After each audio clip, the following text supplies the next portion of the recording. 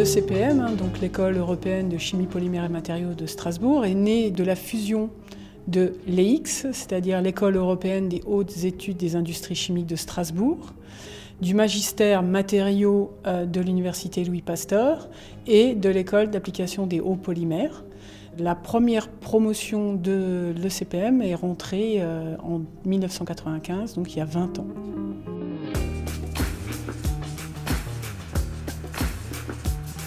La mission de l'ECPM, elle est de former des ingénieurs chimistes trilingues pour l'industrie, mais en particulier pour les secteurs de la santé, l'environnement, l'énergie, le développement durable, les matériaux émergents et nanosciences. Faire mes études à l'ECPM m'a apporté beaucoup de connaissances d'un point de vue formation tout d'abord, mais aussi de tout ce qui était à côté, donc le bureau des élèves.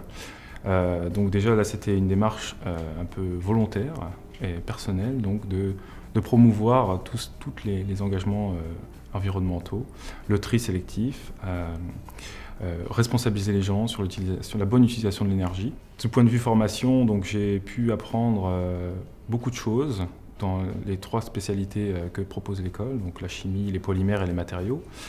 Ces 3 spécialités m'ont ouvert l'esprit, m'ont permis justement d'avoir un regard plus général sur les problématiques environnementales et notamment sur les polymères. Aujourd'hui, ils sont beaucoup décriés parce qu'ils sont à base donc de produits pétroliers, mais demain, ils seront certainement basés sur des nouvelles technologies qui permettront d'utiliser le CO2, celui-là même qui est tant critiqué, en tant que base pour les plastiques du futur. Notre préoccupation première est de pouvoir répondre aux besoins de l'industrie et essayer d'anticiper les besoins en innovation et en métier d'ingénieur pour les industries de demain. En enseignement, on a mis au point en 2011 un programme qui s'appelait Axe Transverse et qui était axé sur les écoprocédés. On a intitulé ça l'ingénierie du futur, donc avec plusieurs collègues très motivés. Donc on a sollicité des industriels pour venir faire des interventions, notamment l'IFP Énergie Nouvelle avec la production de biocarburants de 2e génération.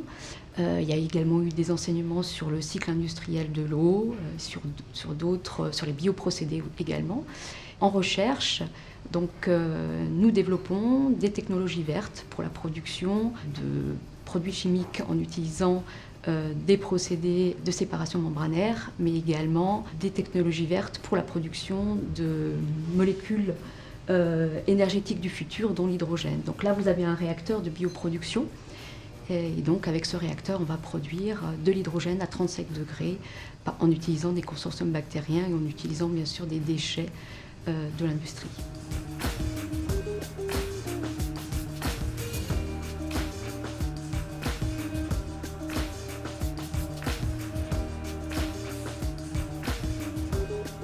C'est une préoccupation de former des ingénieurs éco-responsables et dans ce sens, nous avons placé dans notre formation des enseignements autour de cette thématique. Nous avons aussi des actions et des projets d'élèves qui ont pour but donc de les placer au cœur de cette problématique et préoccupation actuelle. On a notamment mis en place un TP sur les cellules photovoltaïques et dans le cadre de ce TP-là, les étudiants vont faire une cellule de type Grätzel, donc qui est un nouveau type de cellule photovoltaïque qui est différent du silicium et ils réalisent la cellule entièrement du début jusqu'à la fin, jusqu'à la tester.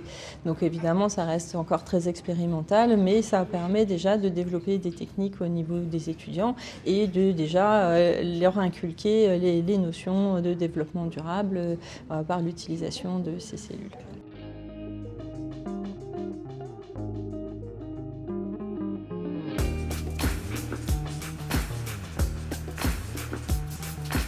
Dans le cadre de notre cours de communication, on nous a proposé de trouver une solution pour le plan vert de l'école. Donc nous, en suivant notre slogan « Un présent sensibilisé est un futur engagé », nous avons opté pour la réalisation de toits végétalisés. C'est beau, c'est vert, ça isole et surtout ça limite l'effet de serre. Et après, suite à une étude de faisabilité et une proposition de devis, c'est ce projet qui a été validé pour être réalisé ici à l'école.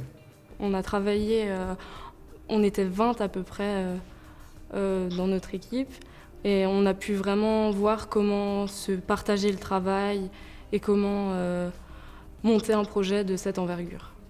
Donc les étudiants l'année dernière nous ont fait beaucoup de propositions très intéressantes, certaines qui étaient déjà en cours de réflexion, notamment sur le tri sélectif. On va aussi mettre en place des éclairages à basse consommation dans certains amphithéâtres. Et le projet le plus marquant proposé par les étudiants étant la végétalisation des toitures. En ce moment, nous sommes en discussion avec des professionnels pour réfléchir sur la faisabilité économique et technique de ce projet. Notre objectif est de former des ingénieurs innovants et créateurs de valeur pour l'entreprise et avec une force motrice qui est un développement éco-responsable.